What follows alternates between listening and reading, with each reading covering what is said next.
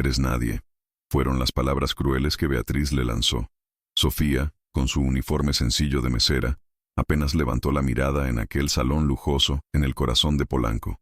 El aire estaba cargado con el perfume caro de la tía y el silencio pesado, denso, de un luto que no encontraba consuelo.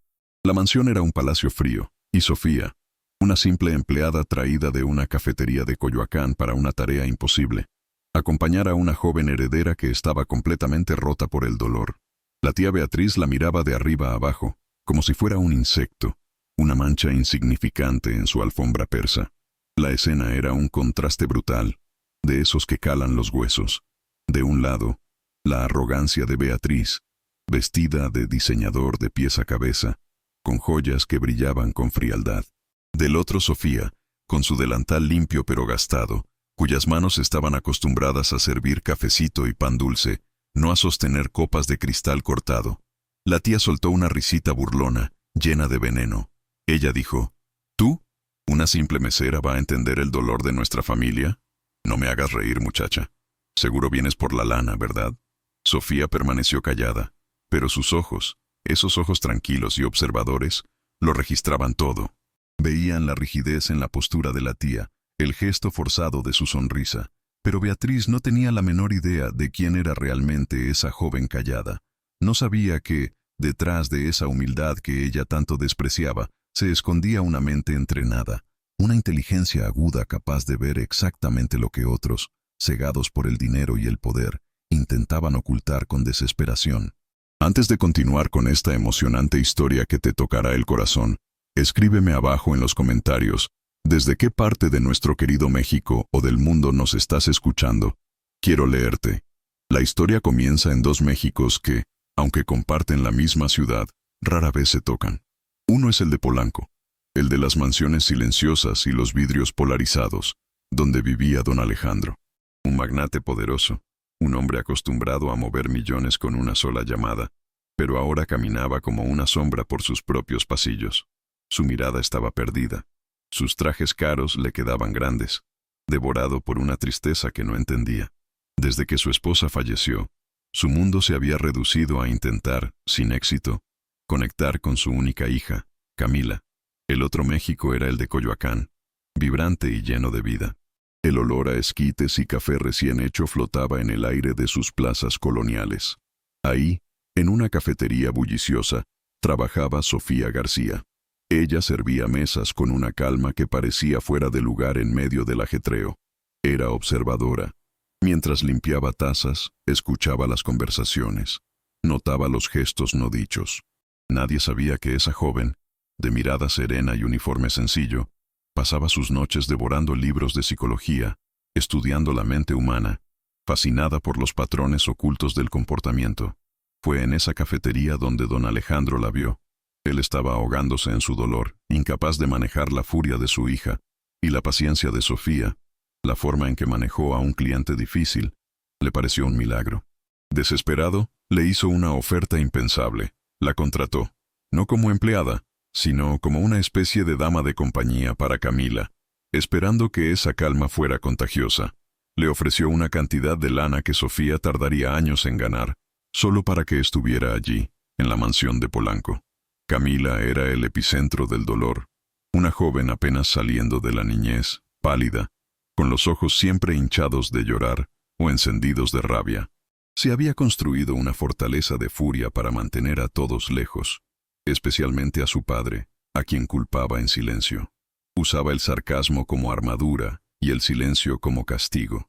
Era una tormenta de emociones que nadie, ni los psicólogos más caros que su padre había contratado, había logrado atravesar.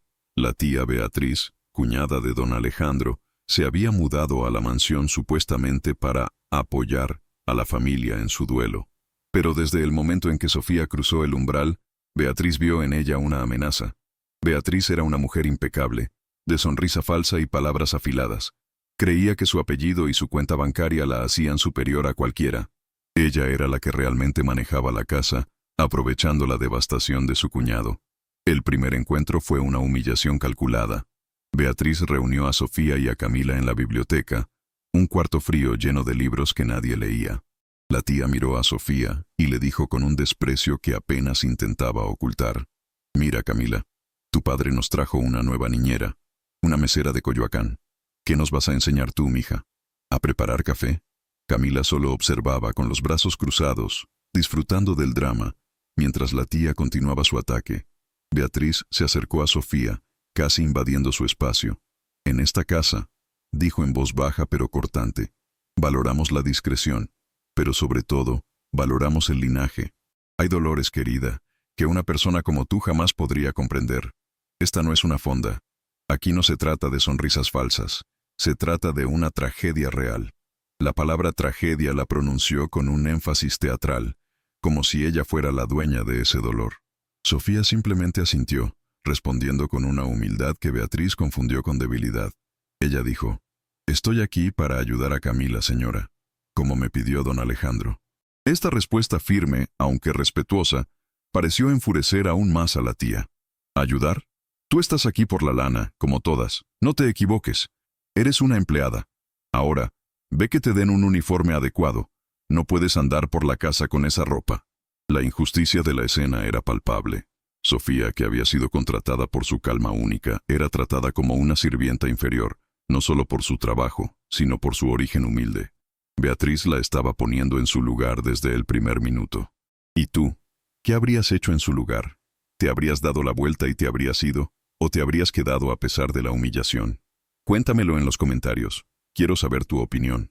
Lo que estaba en juego en esa mansión de Polanco era mucho más que dinero. Aunque la fortuna de don Alejandro era inmensa, lo que realmente pendía de un hilo era el futuro emocional de Camila. La joven heredera no solo estaba de luto, estaba siendo envenenada lentamente. Sofía, con su entrenamiento en psicología, comenzó a ver los patrones casi de inmediato. La tía Beatriz no estaba consolando a la joven, la estaba destruyendo, gota a gota, con una crueldad disfrazada de preocupación. Beatriz estaba ejecutando un plan siniestro: plantar y nutrir la culpa en el corazón de Camila. Sofía la escuchaba en conversaciones privadas con la joven, susurrándole frases tóxicas. «Tu mami estaba tan estresada por tus calificaciones, mi niña. Oh, si tan solo la hubieras abrazado esa mañana, quizás no se habría sentido tan sola». Eran pequeñas dagas verbales, diseñadas para hacer que Camila se sintiera responsable de la tragedia, para quebrarla por dentro. La urgencia era clara. Beatriz quería que don Alejandro, y eventualmente los médicos, declararan a Camila inestable. Si la joven era considerada incapaz de manejar sus emociones o sus futuras responsabilidades, ¿quién quedaría a cargo de administrar su herencia y velar por sus intereses? La tía Beatriz, por supuesto. Ella se estaba posicionando como la única adulta cuerda y responsable, la salvadora de la familia. Sofía entendió el peligro. No se trataba solo de una tía cruel.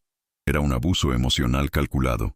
Si ella no intervenía, Camila podría quedar marcada de por vida, atrapada en una depresión y una culpa que no le pertenecían. O peor, internada, mientras la tía disfrutaba de la fortuna que le había robado no solo a su cuñado, sino a la salud mental de su sobrina.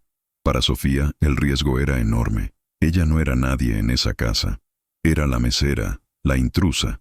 Si acusaba a Beatriz, una mujer poderosa y miembro de la familia, sin pruebas contundentes, sería expulsada de inmediato.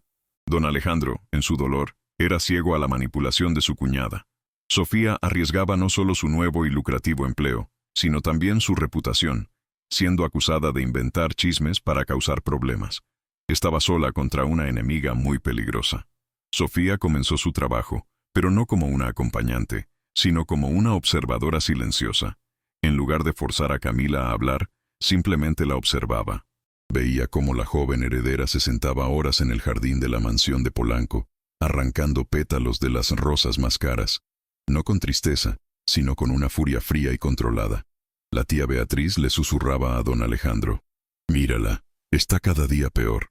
Esa muchacha Sofía no sirve para nada, solo la pone más nerviosa». Pero Sofía veía algo que el magnate y la tía ignoraban. La furia de Camila no era locura, era un escudo. Un día, Camila tuvo uno de sus ataques de rabia en la biblioteca, lanzando libros al suelo. Los empleados corrieron asustados. Beatriz gritó pidiendo que la controlaran. Sofía, en cambio, entró calmadamente y se sentó en el suelo, lejos de ella, sin decir una palabra. Camila, desconcertada por la falta de reacción, le gritó con lágrimas en los ojos: «Lárgate de aquí. Te odio. Odio que mi papá te haya traído. Odio a todos». Sofía solo la miró y respondió con una voz suave: «Está bien odiar. Está bien estar enojada». Esta reacción fue una bomba en la casa. Beatriz, furiosa por ver que su táctica de miedo no funcionaba con Sofía, la confrontó en el pasillo, agarrándola del brazo. «¿Qué crees que estás haciendo, estúpida? ¿Vienes a hacerte la psicóloga? No eres más que una mesera, una muerta de hambre. Le estás dando alas a sus berrinches». La humillación era pública, frente a otros empleados, diseñada para quebrar la dignidad de Sofía. Beatriz corrió inmediatamente a la oficina de don Alejandro. «Alejandro, tienes que echarla. Esa mujer está provocando a Camila. La oí yo misma. Le está diciendo que está bien destruir la casa. La está poniendo en tu contra. Está jugando con el dolor de tu hija para sacarte más lana». Don Alejandro, exhausto y confundido, sintió la duda. Llamó a Sofía a su despacho. Su mirada, antes esperanzada, ahora era fría.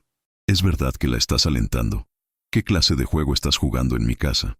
Sofía se mantuvo firme, su voz tranquila pero llena de una convicción que desarmaba. «Señor, con todo respeto, su hija no necesita que la controlen, necesita que la escuchen.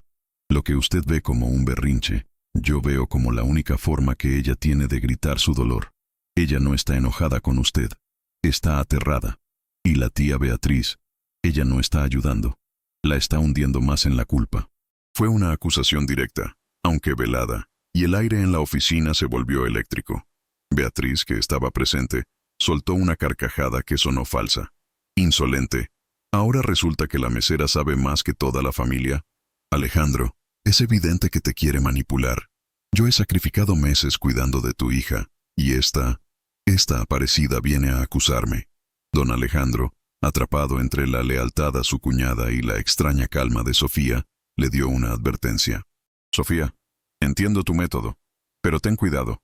Una acusación más sin pruebas, y te irás de mi casa para siempre». Sofía entendió que debía cambiar de táctica. Ya no podía confiar en el padre. Tenía que llegar a la hija. Dejó de intentar hablar con Camila sobre sus sentimientos y comenzó a validar su dolor de forma sutil. Una tarde, la encontró llorando en silencio en su habitación. Sofía no entró. Solo se sentó en el pasillo, afuera de la puerta abierta, y comenzó a hablar en voz baja, como si hablara consigo misma. «A veces», dijo Sofía al aire, «cuando perdemos a alguien, el mundo espera que seamos fuertes. Pero la verdad es que duele tanto que quema, y duele más cuando la gente que debe cuidarte te hace sentir que de alguna forma fue tu culpa». Silencio. Sofía continuó. «Pero nunca es culpa del que se queda. El dolor es solo dolor. No es tu culpa, Camila». La joven, dentro de la habitación, levantó la mirada. Esas eran las palabras que su alma necesitaba escuchar. Era la primera vez que alguien no le pedía que se calmara o que fuera fuerte por su papá. Era la primera vez que alguien le daba permiso de sentir. Lentamente, Camila salió de la habitación y se sentó en el pasillo junto a Sofía. No dijo nada, pero por primera vez en meses, su mirada furiosa se suavizó. Había una fisura en la fortaleza. Beatriz, desde el otro extremo del pasillo, observó la escena. Su rostro impecable se contrajo en una mueca de pánico puro. La mesera lo estaba logrando. Estaba atravesando el muro de rabia que ella tan cuidadosamente había ayudado a construir. Si Sofía se ganaba la confianza de Camila, la joven podría empezar a hablar. Y si Camila hablaba, todo el plan de Beatriz, toda su manipulación, se vendría abajo como un castillo de naipes. La tía se dio cuenta de que tenía que actuar rápido. La tensión en la mansión se podía cortar con un cuchillo. Beatriz comenzó a vigilar a Sofía, siguiéndola, intentando encontrar cualquier error. Intentó una nueva humillación pública durante una cena tensa. Frente a don Alejandro, Beatriz derramó su copa de vino tinto sobre el mantel blanco y miró a Sofía. «Anda, mesera, limpia esto. Es lo único para lo que realmente sirves». Quería provocarla, hacerla explotar. Pero Sofía, con una paciencia infinita, tomó una servilleta y comenzó a limpiar la mancha sin mirarla. Y mientras limpiaba, dijo en voz baja, pero lo suficientemente alto para que don Alejandro escuchara: Es curioso cómo funcionan las manchas, ¿verdad? Algunas son accidentales, otras se ponen a propósito para distraer la atención de la suciedad real. Beatriz se quedó pálida. Fue un golpe directo, un jaque mate psicológico. Antes de que la tía pudiera responder, Camila habló por primera vez en una cena en semanas. Su voz fue clara. «Déjala en paz, tía. Ella no fue». Don Alejandro miró a su hija, atónito. La batalla por la confianza de Camila estaba cambiando de bando, y Beatriz sabía que estaba perdiendo. Pero nadie en esa mesa podría imaginar que, detrás de ese acto de sabotaje fallido, la tía Beatriz ya estaba preparando una trampa mucho más cruel.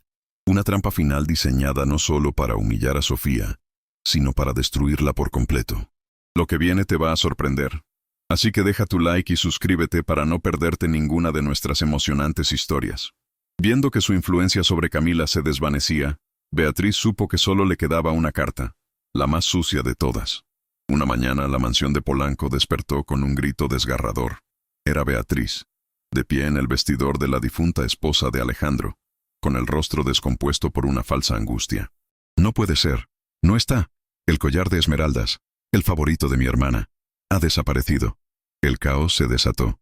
Beatriz, llorando lágrimas de cocodrilo, señaló inmediatamente a la única extraña en la casa.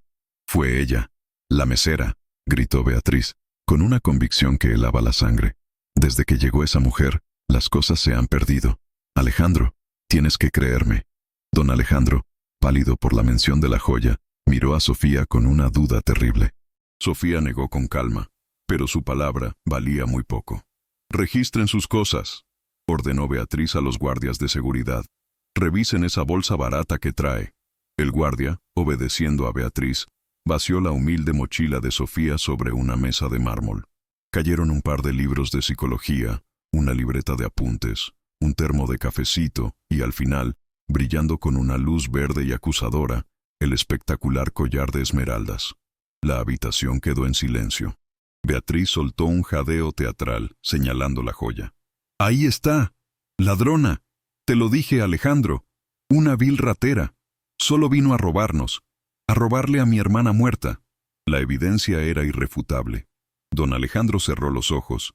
El dolor de la traición era visible en cada línea de su rostro. Para él, era el golpe final. Había confiado en la calma de Sofía, y ella le había pagado robando la memoria de su esposa. Miró a Sofía, su voz rota pero firme. «Sofía, no puedo creerlo. Después de todo, por favor, retírate. Mi gente se encargará de esto». Estaba a punto de entregarla a la policía. La tía Beatriz sonreía por detrás, una sonrisa de victoria pura. «No». La voz fue baja, pero cortó el aire como un cuchillo. Todos voltearon. Era Camila. Estaba de pie en el umbral, pálida, pero sus ojos ya no tenían furia. Tenían una claridad helada. «Ella no fue, papá». Beatriz intentó interrumpir. «Ay, mi niña, estás confundida. La acabamos de descubrir». Pero Camila levantó la mano, callándola. Un gesto de autoridad que nadie le había visto jamás. «Dije que ella no fue. Yo sé quién lo puso ahí». Camila caminó hacia el centro de la sala, sosteniendo su tablet. Su fortaleza de rabia se había convertido en una armadura de verdad. «Tú creíste que yo era una tonta, tía. Creíste que estaba tan rota que no me daba cuenta de nada». Beatriz comenzó a retroceder, su rostro arrogante palideciendo, transformándose en una máscara de pánico. «No sé de qué hablas, querida. Esta mesera te confundió. Calladita te ves mejor», dijo Camila, usando una frase que la tía solía usar con ella. Y entonces presionó play en la tablet. La habitación se llenó con la voz de Beatriz. No la voz pública, sino susurros venenosos grabados en secreto. «Tienes que culpar a tu papá, mi niña. Si él hubiera estado más en casa, tu mami no estaría tan deprimida». Seguía otra grabación. «Esa Sofía es una interesada. Seguro te quiere sacar la lana. No confíes en ella». Y entonces llegó la grabación más terrible. La voz de Beatriz, clara como el agua. «El collar. Si el collar de tu mami desapareciera y lo encontráramos en las cosas de la mesera, tu papá por fin la echaría. Yo lo haré. Lo pondré en su bolsa esta noche. Será nuestro secreto para sacar a la ratera, ¿entiendes? Todo por tu bien, mi vida». El audio era la prueba concreta, irrefutable, del plan de la tía, de la manipulación y de la trampa. Si esta historia ya te prendió, no se te olvide dejar tu me gusta y suscribirte al canal. Lo mejor está por venir y no vas a querer perdértelo. Don Alejandro escuchó la grabación y el sonido pareció golpearlo físicamente. Retrocedió un paso, como si le hubieran dado un puñetazo en el estómago. La revelación de la traición de su cuñada, la mujer que había metido en su casa para cuidar a su familia, era peor que el robo. Miró a Beatriz, pero ya no con dolor, sino con una furia helada que nadie en sus corporativos le había visto en años. El magnate devastado había desaparecido. En su lugar estaba el hombre poderoso cuya familia había sido amenazada. Beatriz, atrapada, se quedó sin palabras. Su rostro impecable, ese que había mantenido con cremas caras y sonrisas falsas, se deshizo. El pánico puro la dominó. Intentó una última defensa desesperada, balbuceando. «Alejandro, es mentira. Esa niña está loca, te lo dije. Seguro Sofía la manipuló para editar esos audios. Es tecnología, son mentiras». Pero sus ojos, moviéndose frenéticamente de un lado a otro, buscando una ruta de escape, la delataban. «Silencio». La voz de don Alejandro retumbó en la mansión de Polanco. Fue un rugido. Se acercó lentamente a su cuñada, cada paso pesado con la realidad de su propia ceguera. Tú te aprovechaste de mi dolor. Entraste a mi casa, te sentaste en mi mesa, y te atreviste a envenenar a mi hija. Usaste la memoria de mi esposa para tus juegos sucios de lana. La vergüenza pública era total. Los empleados, los guardias, todos miraban a Beatriz con un desprecio abierto. El clímax fue rápido, brutal y visual. Don Alejandro no era un hombre de segundas oportunidades en los negocios, y menos en la traición. Señaló hacia la puerta principal de la mansión. «Guardias, saquen a esta mujer de mi casa. Ahora». No hubo discusión. Los dos guardias, que momentos antes habían revisado las cosas de Sofía, ahora tomaron a Beatriz por los brazos, sin ninguna delicadeza. Beatriz intentó resistirse, su arrogancia perdida reemplazada por una humillación patética. «No puedes hacerme esto, Alejandro. Soy tu familia. ¿A dónde voy a ir?» Su traje caro se arrugó mientras la arrastraban por el piso de mármol. «Suéltame. No me toquen. Soy Beatriz», gritaba. Pero su nombre ya no significaba nada. Era solo ruido. Don Alejandro la detuvo un segundo antes de que cruzara la puerta. La miró a los ojos, su voz baja y letal. «Nunca más en tu vida te vuelvas a acercar a mi hija, ni a mi casa, ni a mi familia. Si te veo cerca, me encargaré personalmente de que no olvides este día. Para nosotros, estás muerta». Fue una sentencia final. Los guardias la sacaron a la fuerza y cerraron la puerta con un sonido sordo, dejando su eco gritando en la calle de Polanco. Dentro de la mansión, el silencio que quedó fue profundo. Todo el aire viciado, la tensión que había llenado la casa durante meses, pareció salir con Beatriz. Don Alejandro miraba la puerta, temblando, no de furia, sino del shock de su propia negligencia. Finalmente, volteó. Su mirada no fue hacia Sofía, sino hacia su hija, Camila. La vio. Realmente la vio por primera vez desde el funeral. No como un problema, sino como una joven valiente que había sobrevivido a un infierno que él no supo ver. En el silencio de la biblioteca, ahora libre de veneno, la fortaleza de Camila finalmente se derrumbó. La rabia que la había protegido durante tantos meses se disolvió, y por primera vez el dolor puro de su luto salió a la superficie. Sus hombros comenzaron a temblar, y un sollozo, uno real y profundo, escapó de su garganta.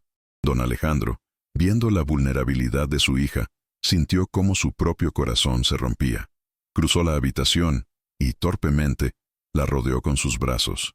Y entonces, padre e hija, por fin, lloraron juntos la ausencia de la madre. No fue un abrazo elegante, sino uno desesperado, necesario. Se aferraron el uno al otro, reconociendo el dolor mutuo que la manipulación de Beatriz les había impedido compartir. «Perdóname, mi niña», susurró don Alejandro contra el cabello de su hija. «Perdóname por no verte. Estaba tan ciego». Camila solo negó, incapaz de hablar, pero lo apretó más fuerte. En ese momento, en medio de la riqueza de Polanco, no eran un magnate y una heredera. Eran solo un padre y una hija comenzando a sanar. Sofía observaba desde la distancia, con lágrimas silenciosas en sus propios ojos. Había cumplido su misión. Cuando don Alejandro levantó la vista, la miró por encima del hombro de su hija. No había palabras suficientes para agradecerle. Días después, cuando la calma regresó, él la llamó a su despacho. «Sofía», dijo, su voz cargada de un respeto profundo, «salvaste a mi hija, salvaste a mi familia. La lana que te ofrecí no es nada comparado con lo que hiciste».